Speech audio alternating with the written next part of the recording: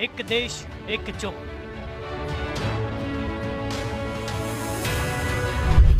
पंज साल चोण एक बार।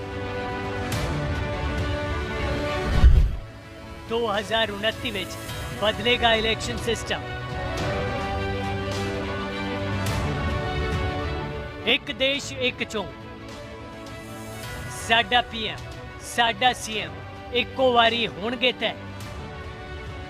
जी हाँ, मोदी कैबिनेट ने वन नेशन वन इलैक्शन ते बनाई गई कोविंद कमेटी की रिपोर्ट नूं पास कर दिता है अते हुण देश विच एक देश ते एक चोण ते सालां बद्धी लगे सस्पेंस ते सवालिया निशान भी हटना शुरू हो गया है अते हुण लोक सभा अते राज सभा विच संविधान विच सोधा संबंधी बिल लिआउंदे जाणगे। इसे साल मार्च विच कोविंद कमेटी वालों दी रिपोर्ट विच यह सुझाव दिता गया सी कि 2029 विच देश विच विधान सभा अते लोक सभा चोणां इकट्ठे करवाईयां जाण। चोणां दे 100 दिन दे अंदर ही लोकल बॉडीज चोणां भी करवाईयां जाण। चोण कमीशन तिन्ने चोणां लई इक्को वोटर लिस्ट तैयार करे। मौजूदा विधान सभावां दा कार्यकाल 2029 तक वधाया जाए। इस तरह देश दा वख-वख चोणां ते होण वाला खर्च बचेगा। 5 साल विच सिर्फ एक चोण होण नाल सरकारी मशीनरी की दुरवरतों बचेगी। जेकर हंग असैंबली जां बेभरोसगी मता पास हुंदा है तां चोणां मुड़ करवाईयां जाण। आम चोणां तो बाद लोक सभा की पहली बैठक विच राष्ट्रपति नवें चोण चक्कर की शुरुआत संबंधी एक सिफारिश करन।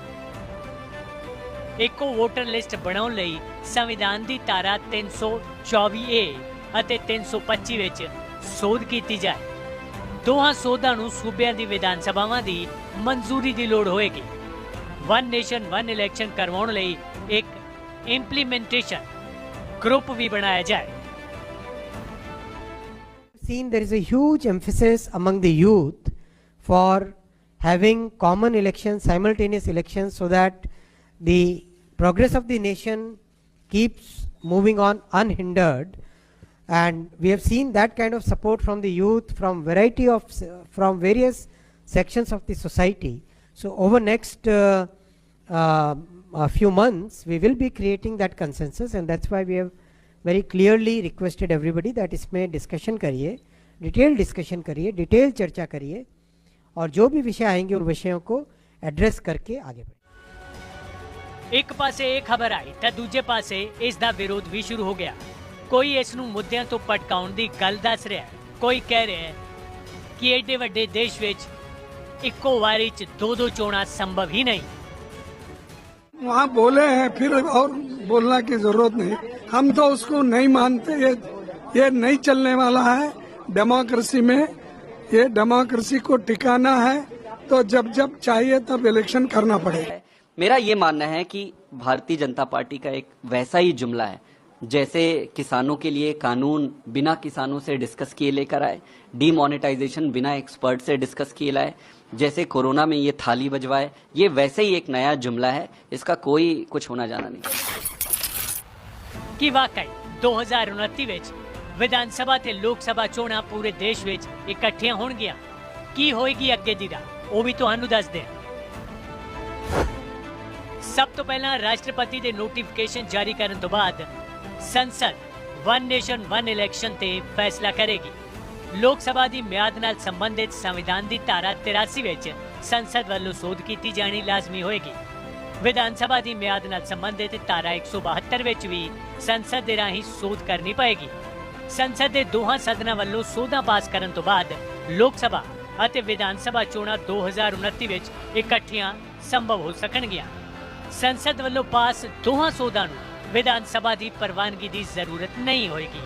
सिर्फ लोकल बॉडीज दीयां चोणां लोक सभा अते विधान सभा के 100 दिन के अंदर करवाउण की सिफारिश लई विधान सभा की प्रवानगी की लोड़ होएगी।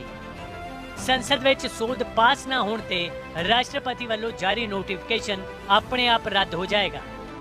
हालांकि ये तय है कि संसद के दोहां सदनां विच इंडी गठजोड़ की ताकत नूं वेखदिआं सोधां नूं पास करवाउण की सरकार की राह मुश्किल जापदी है।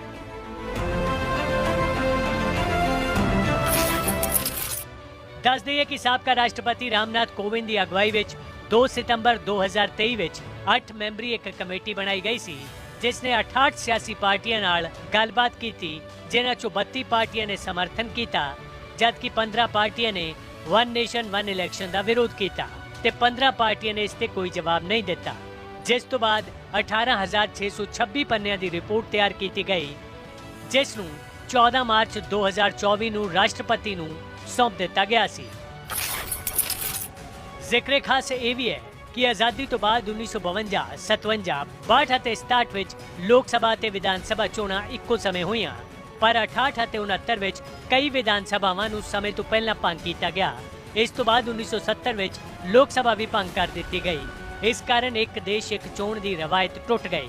ਹੁਣ ਕਿਹਾ ਜਾ ਰਿਹਾ ਹੈ ਕਿ ਸਰਦ ਰੁੱਤ ਇਜਲਾਸ ਵਿੱਚ ਵਨ ਨੇਸ਼ਨ ਵਨ ਇਲੈਕਸ਼ਨ ਨੂੰ ਲੈ ਕੇ ਸਰਕਾਰ ਬਿੱਲ ਲਿਆਏਗੀ।